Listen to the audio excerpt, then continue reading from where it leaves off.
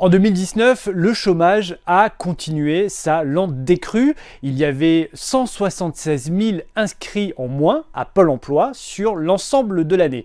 Alors, beaucoup de voix se sont élevées en accusant le gouvernement et Pôle emploi de truquer les chiffres et la baisse du chômage ne serait due qu'aux radiations.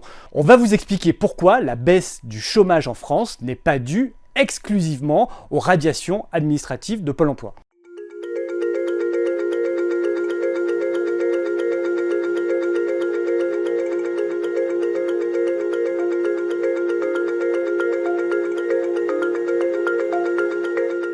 Qu'est-ce que ça veut dire être radié de Pôle emploi? Eh bien, ça veut dire avoir eu un manquement par rapport à Pôle emploi, ne pas s'être rendu à un rendez-vous, avoir refusé une ou plusieurs offres d'emploi, des propositions.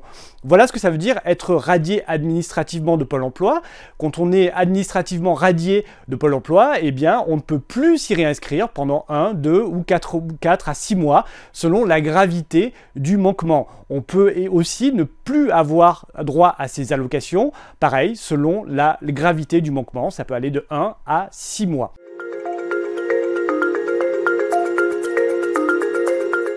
En 2019, concrètement, sur les 2,139 millions de personnes qui sont sorties de Pôle emploi, eh bien, il y en a un certain nombre, 20%, qui ont retrouvé un emploi, c'est-à-dire 450 000, et ce nombre est en augmentation par rapport aux années précédentes. Il y a eu aussi des radiations dans les personnes qui sont sorties de Pôle emploi, il y en a eu à peu près 176 000.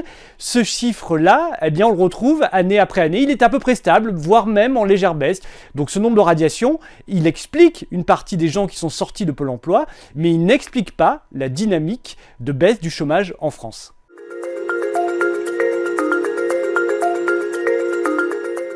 Donc dans ces 2 millions de personnes qui sont sorties de Pôle emploi en 2019, il y a donc 8% de personnes qui ont été radiées, mais il y a aussi donc 20% de personnes qui ont retrouvé un emploi.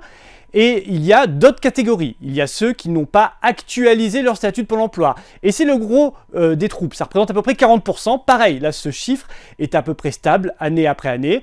Ce sont les personnes qui n'ont pas actualisé sur le site de Pôle emploi, qui n'ont pas rappelé qu'ils étaient toujours demandeurs d'emploi.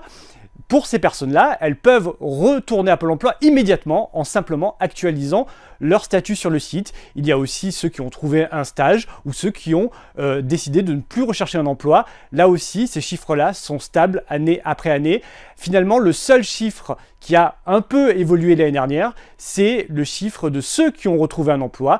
Ils sont 450 000 en 2019 à avoir retrouvé un emploi selon Pôle emploi.